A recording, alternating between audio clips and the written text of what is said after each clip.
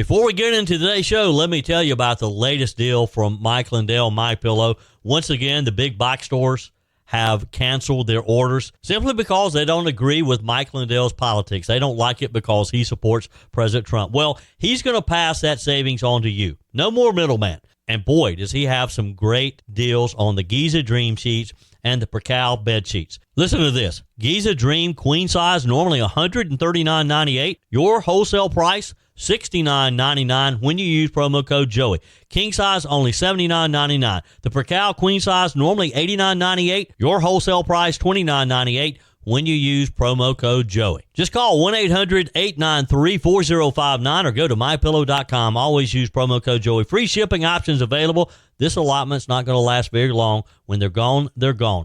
MyPillow.com, promo code Joey. Thanks for joining me in the PhD Weight Loss and Nutrition Studios. To lose weight for the last time, visit myphdweightloss.com. Welcome in to today's show. Here's what we're going to be talking about. Surprise, surprise, the Walt Disney Company announced yesterday that ABC's Jimmy Kimmel Live is going to be returning tonight, Tuesday night, after the brief suspension. Should we be surprised that this woke company has bowed to the threats of the left, or have they? Turning Point USA is encouraging ABC affiliates to not continue carrying Jimmy Kimmel when he returns tonight, and some have taken him up on that. And Turning Point USA announced a star-studded lineup of campus speaking dates after Charlie Kirk's assassination, with guest hosts including Megyn Kelly, Vivek Ramaswamy, Tucker Carlson, Glenn Beck, and many others. We have the whole schedule for you. And as Forrest Gump would say, stupid is as stupid does. You would think that people have learned by now that you can't say certain things and keep your job. But another barista at Starbucks was fired after writing a nasty message on a customer's order who ordered the Charlie Kirk special. That and much more in today's show. I told you we'd be back. And ye shall know the truth, and the truth shall make you free. It's Joey Hudson. I wanted to name it the Joey Hudson bill, but, you know, they don't allow you to put names on bills. But I wanted to call it the Joey Hudson bill because I know that one's been near and dear to you for a number of years. That's how it's done. Let your voice be heard. And the truth shall set you free. Here's Joey Hudson. So here we are. ABC says that Jimmy Kimmel Live is coming back tonight, Tuesday night, just days after being yanked off the air. Why? Because of the fallout, because of Jimmy Kimmel's remarks about the assassination of Charlie Kirk. You'll remember Kimmel went on air, accused conservatives of, and I'll quote, desperately trying to characterize Charlie's suspected killer as anything but one of their own. He flat out implied the shooter was part of MAGA. This after the FBI and Utah's governor had already said the opposite, that the suspect was steeped in left-wing ideology, that he had taken a turn for the worse after developing a relationship with a trans man or woman, or what is it? A young boy who is a male who wants to be a female. What is that? Trans woman, trans man. I don't know. I get so confused about what's what. He's a male, though. That reckless swipe by Jimmy Kimmel was just too much, even for Disney. So affiliate stations started pulling the plug. FCC Chairman Brendan Carr said Kimmel's conduct was some of the sickest he had ever seen and hinted at possible FCC action as well. They didn't do anything, though. By Wednesday of last week, Disney decided that he wasn't going to be allowed back on air until things cooled down. Here's the kicker. Kimmel refused to apologize. He has not apologized, and according to some insiders, will not apologize. In fact, reports say that he planned to double down in the last week's monologue had Disney not pulled him. Disney's top executives, Bob Iger and Dana Walden, shut him down, worried that he had poured gasoline on the fire. And yet, over the weekend, you had protests out in California, not against Kimmel, but for Kimmel, in support of him. Hundreds of demonstrators chanting outside Disney's Burbank headquarters and his Hollywood studio, demanding that his show be reinstated. The left framed it as a free speech fight. Looking at some of the video of this, I bet some of those people never even watched Jimmy Kimmel. Meanwhile, conservatives, still mourning the death of Charlie Kirk, saw it differently. To conservatives, Mr. Kimmel's comments weren't just tone deaf, they were malicious, exploiting a political assassination to smear millions of Americans. Now, ABC says, they've had a thoughtful conversation. They thought about things over the weekend. And they talked with Jimmy, and that the show will return tonight. Now, let's be honest here. This isn't about a thoughtful conversation. It's about ratings. It's about advertising dollars. It's about making a profit. I get that. And a network terrified of alienating one half of its audience while trying to pacify the other. They're trying to walk the line here. At the heart of it is a very simple question. What are the limits of free speech on network TV? We let late-night comedians swing hard. They have a lot of freedom. But when their jokes turn into partisan smears about a man who was murdered in cold blood, is that just comedy? Or is that crossing the line? Maybe the bigger point is the double standard here. If a conservative host had mocked the death of a liberal activist, do you think for 1 second Disney and ABC would be talking about a thoughtful conversation and putting he or she back on the air? Or would they be cleaning out his office for good? Well, we'll see where this leads. Meanwhile, Charlie Kirk's Turning Point USA is urging ABC TV affiliates not to carry Jimmy Kimmel tonight when he returns. Andrew Colvett, the organization's spokesman, executive producer of Charlie Kirk's podcast and radio show, slammed the network and parent company for caving and allowing the embattled late-night host to come back. Kimmel Show does not deserve to be on the air. Colvett tweeted minutes after the network revealed that Kimmel would be returning tonight, Disney and ABC caving and allowing Kimmel back on the air is not surprising, but it's their mistake to make. Nexstar and Sinclair do not have to make the same choice, he said. Now, he's, of course, referencing two very large companies, broadcast companies, who are affiliates of ABC. They were the first to pull Jimmy Kimmel, Nexstar especially. They have hundreds of TV stations. Sinclair, a pretty good sizable company, too. I think they have about 40 stations. More information on that in just a minute, because they spoke out yesterday, too. This involuntary hiatus for Kimmel, of course, came after FCC Chair Brendan Carr floated the idea of taking federal action against the network over his comments. Didn't materialize, but it could have. The Kimmel comeback, of course, comes as celebs, including his fellow late-night host and lefty polls, blasted ABC for benching the comedian. California Governor Gavin Newsom cheered the decision of having him come back. He wrote on X, "Thank you to everyone at Brendan Carr FFC. This is a win for free speech everywhere." That was obviously a tongue-in-cheek to Brendan Carr. But a slew of conservative commentators have slammed ABC's call to welcome Kimmel back. Editor-in-chief of the Federalist, Molly Hemingway, "Disney loathes you." Ann Coulter wrote, "ABC execs prove they are not cowards by caving in 10 seconds to left-wing pressure." Former Fox News host Megyn Kelly mocked the brief suspension by tweeting, "Must be nice to be a leftist." And then on X, Megyn Kelly wrote, "Cancellation lasts 5 nights and you're back under the Klieg lights. On the right, you're underground." And she's right. There is a huge double standard here. But one of those companies is saying, not so fast. After the big announcement by Disney, Sinclair Broadcast Group announced yesterday afternoon that it would continue to preempt ABC's Jimmy Kimmel Live when it returns to the air tonight. The company statement read, "Beginning Tuesday night, Sinclair will be preempting Jimmy Kimmel Live across our ABC affiliate stations and replacing it with news programming. Discussions with ABC are ongoing, and we will evaluate the show's potential return at a later date. Sinclair operates 30 ABC affiliates, according to their statement. They previously had joined Nexstar, who had preempted Kimmel's show last week after he made the controversial comments. The Sinclair Vice Chairman Jason Smith said in a statement, Mr. Kimmel's remarks were inappropriate and deeply insensitive at a critical moment for our country.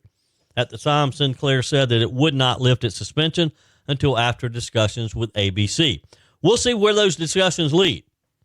That quiet conversation or thoughtful conversation, I guess, that ABC said they'd been having with Kimmel. Should Jimmy Kimmel be allowed back on the air? Text me, email me, joey@joeyhudson.com. Let's be honest, those summer vacations and backyard barbecues added some extra pounds, right? But instead of feeling guilty or falling further behind, it's time to reset, drop the weight, and get back in control. The solution isn't a shot. Real lasting weight loss starts with your mind, not your mouth. At PhD Weight Loss, Dr. Ashley Lucas and her team help you uncover the real reasons behind your weight gain so that you can reprogram the way you think about food forever. PhD clients lose up to a third of their body weight without ever taking a drug. I know because I lost 33 pounds with PhD weight loss. Through real food, behavioral coaching, and proven science, your body can become a natural fat-burning machine. Why risk spending thousands on shots that strip away muscle, come with dangerous side effects, and leave most people regaining 60% of the weight within a year? With PhD, you'll activate your body's natural appetite control, burn fat safely, and stay in control. Even if you're already on Ozempic, PhD can help you transition off while still losing weight. Take the first step today. Call 864-644-1900 or visit myphdweightloss.com.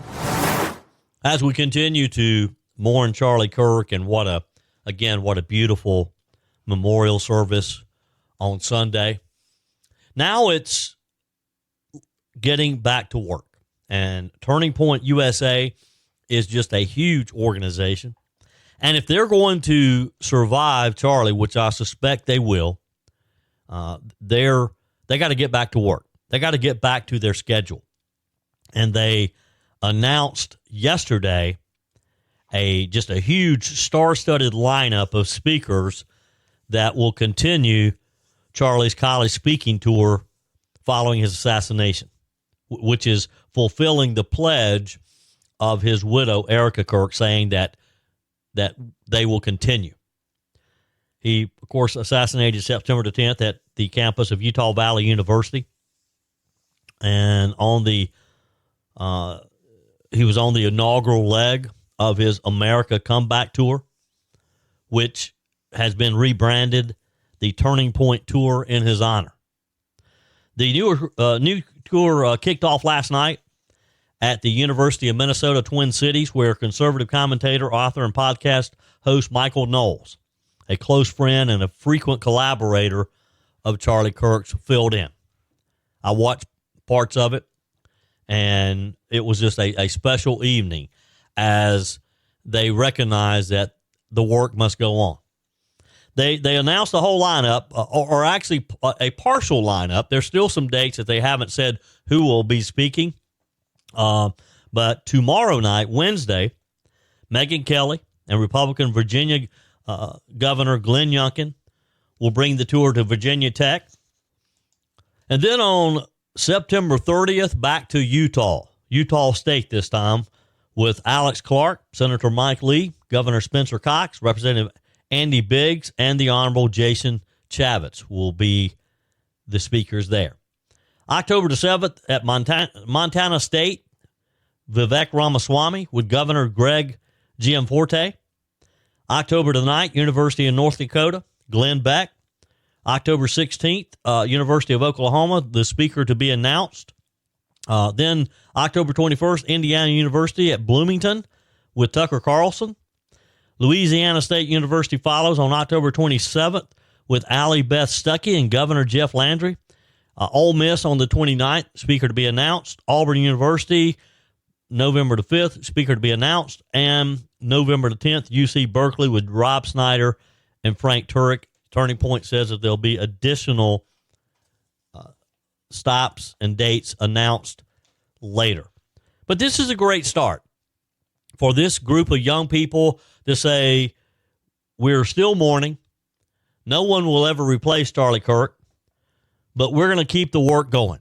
This is what he wanted us to do, and we're not even going to wait. We're not going to delay. We're going to get started right away and continue the dates that we already had on the books. Now, we've seen a lot happen in these last not quite 2 weeks. As we were talking about in last segment, Jimmy Kimmel being pulled off the air. We've seen people from doctors and lawyers and school teachers, professors lose their jobs. People just don't seem to learn, do they? Another example, an Ohio woman ordered a Charlie Kirk special at a Starbucks and was startled to find a hateful message written on the cup when she picked it up. Autumn Perkins is her name. She lives in Middletown, Ohio. She visited a Starbucks location inside of a Kroger that was run by Kroger and ordered the Mint Majesty with 2 honeys. Evidently, this was the preferred Starbucks drink that Charlie Kirk had. A lot of people have been ordering them all around the country. She ordered it, and she got her order back, and written on the side of the cup was racist fave drink. This barista was calling Charlie Kirk a racist. Ms. Perkins told Fox News, it's time for people to stop this nonsense. She reported this to the manager. After speaking to the manager, Ms. Perkins learned that the employee admitted to writing the hateful message and was subsequently fired. Perkins said, I would agree that people should be fired if they're doing something like this. Actions have repercussions. I feel like Charlie stood for respect. We don't have to agree on everything. We can disagree on a lot of things, but we must respect each other, she said. In a comment to Fox News, a spokesperson for Starbucks provided a statement saying, writing this on a cup is unacceptable, and we have clear policies that prohibit negative messages to help preserve a welcoming environment. This Starbucks location is licensed and operated by Kroger. We understand that this associate was terminated by Kroger. Kroger later confirmed the firing in an email, saying this behavior does not reflect Kroger's values. Ms. Perkins added that she often visits Starbucks when traveling because it's readily available, but said that was her last visit. She will not be doing so in the future. She said, I don't intend to spend another penny at Starbucks, and as far as I'm concerned, neither will my children or anybody else in my family who will listen to me. Well, Ms. Perkins, we're all listening, and we agree. This type of company does not deserve our support. President Donald Trump signed an executive order yesterday designating the shadowy left-wing group Antifa as a domestic terrorist organization. Now, he's been saying for a few days now that he was going to sign this. He's actually been talking about this for a few months. I think the assassination of Charlie Kirk probably has pushed him over the edge. In the order, the president wrote, I hereby designate Antifa as a domestic terrorist organization. All relevant executive departments and agencies shall utilize all applicable authorities to investigate, disrupt, and dismantle any and all illegal operations, especially those involving terrorist actions that were conducted by Antifa or any person claiming to act on behalf of Antifa, or for which Antifa or any person claiming to act on behalf of Antifa provides material support, including necessary investigatory and prosecutorial actions against those who fund such operations. The president cited Antifa's pattern of political violence designed to suppress lawful political activity and obstruct the rule of law in making this designation. Now, we'll see. We'll see how law enforcement enforces this, and if this leads to disruption of some of these very hateful groups, as it should. I hope that state and local authorities will take heed to the president's designation and will put these groups out of business. There's no place for them. There's no place for these types of groups to operate in our United States of America. On the text line, Jennifer says, wow. The wow factor was high watching the Charlie Kirk memorial service, especially when Erica Kirk said, I forgive him. I was on the edge of my seat. The experience was almost like a throwback in time.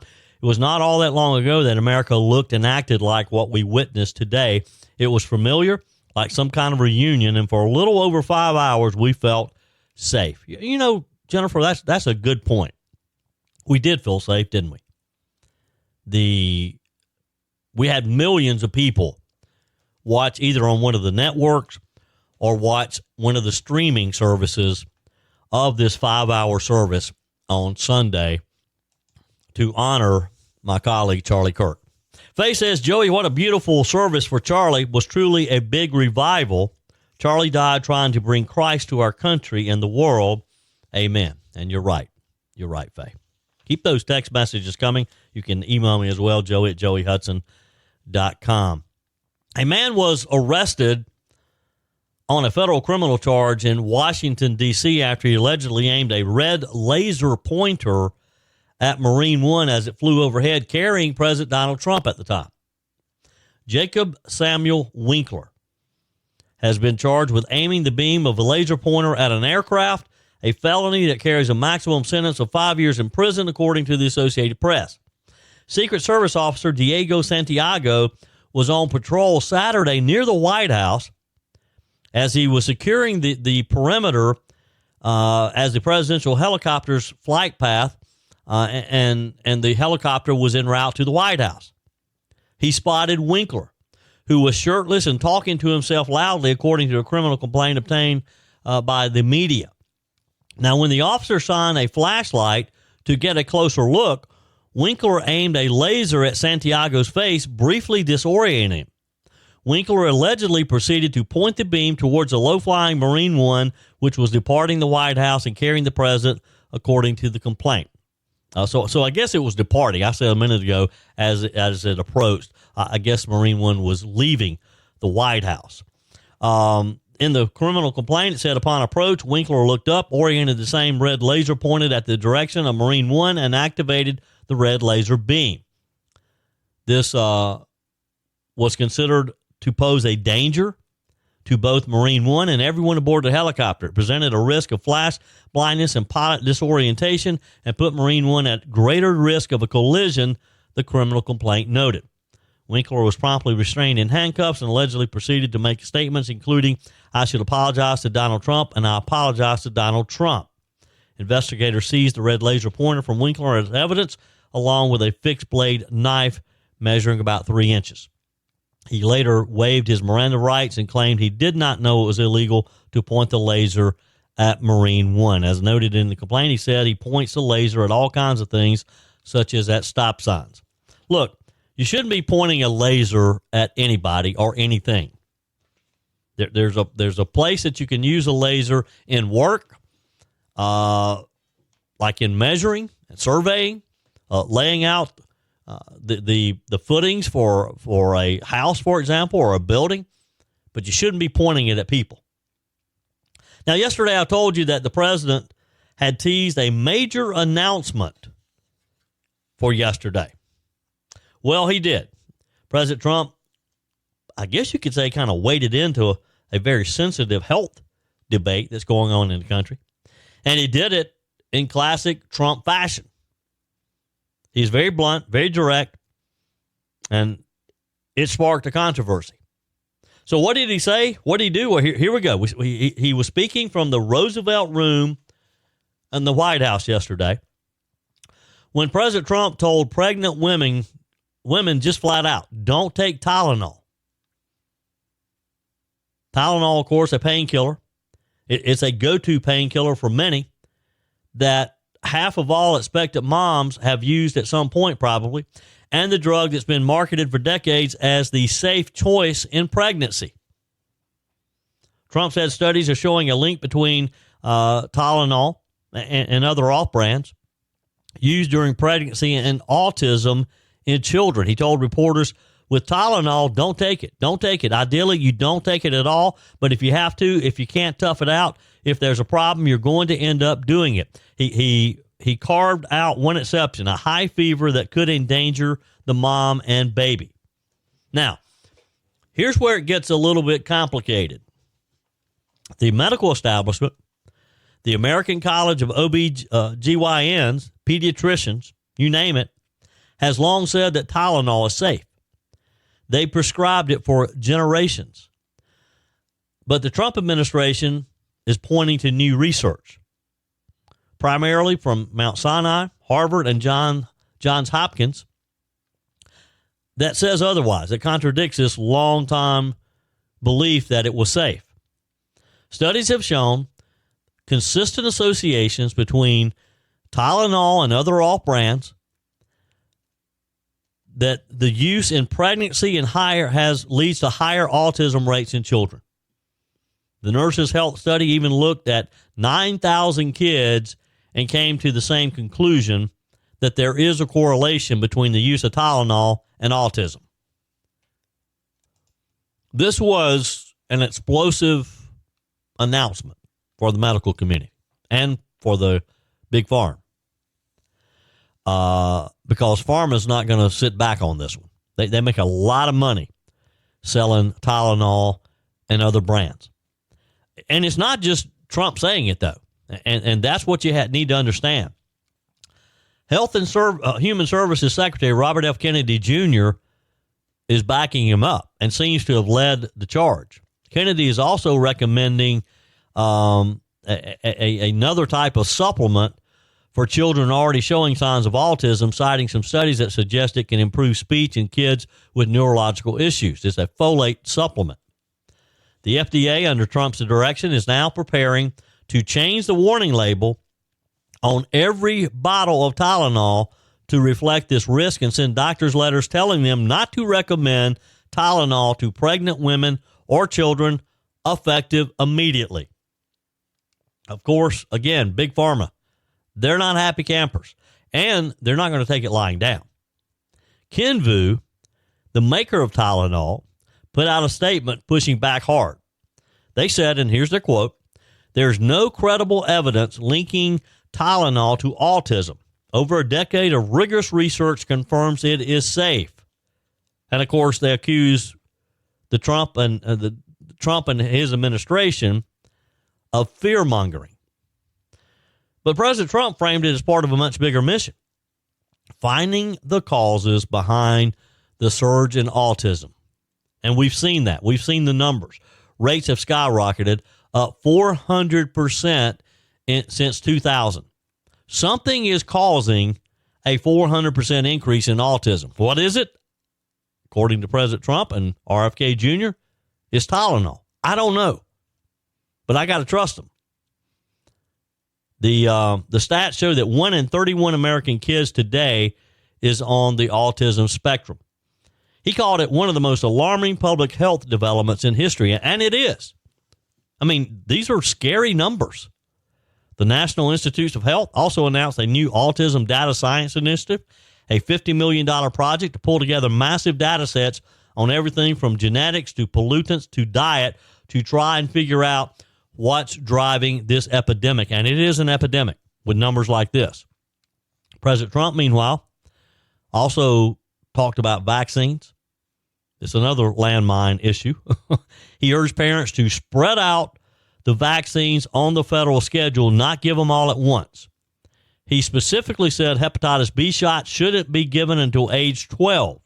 And he pointed to the Amish population, which uses fewer vaccines and painkillers, as having lower rates of autism and other chronic diseases.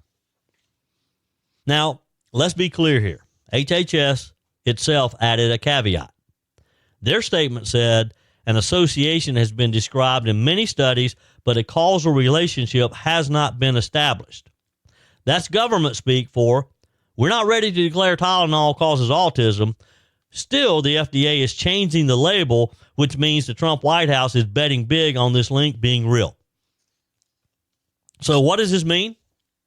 If you're an expectant mother, this could completely upend what your doctor tells you, and you just need to do your own investigation. You need to do your own reading and research. If you're a drug manufacturer, it's a nightmare. Tylenol has been a household name for 70 years. Politically, it's President Trump doing what he does, defying the medical establishment, siding with parents, and putting pressure on Big Pharma to come up with some answers. And here's the bottom line. Trump just made Tylenol a political issue. Expect the left to call this dangerous misinformation. Expect conservatives to say he's finally asking the questions that the medical establishment has refused to ask. Again, I think I'm going to go with Trump on this one. Your comments are welcome on the Furman Ford text line, 864-477-JOEY. That's 864-477-5639. Emails always welcome, joey@joeyhudson.com. I received a news release from the Oconee County coroner. Carl Addis is the longtime coroner over in Oconee. I'm on the mailing list with a lot of other news organizations. Carl's a great guy. And this particular one kind of caught my attention because it was about the death of a 4-year-old child in Walhalla on Friday. As he often does, the coroner deferred additional information until a later date. We learned yesterday that a South Carolina Highway Patrol trooper was fired after law enforcement accused him of child abuse while caring for his stepchildren, boys ages 2 and 4. One of them died. And this is the 4-year-old that was referenced in the news release. Warrants allege the child was malnourished and weighed just 21 pounds at the time of his death. That's less than my 2 Cocker Spaniels, Jesse and Simon. I don't know how a 4-year-old could weigh just 21 pounds. 31-year-old Joshua Emmanuel Lamar Latimer, a highway patrol trooper since 2017, and 24-year-old Destiny Shea Dion were arrested September 19th and initially each charged with 2 counts of child neglect, according to state law enforcement officials. Jail records were updated yesterday afternoon to indicate that both were charged with homicide by child abuse. This is just wrong in so many ways. That this mother in a relationship with this guy would abuse her own children.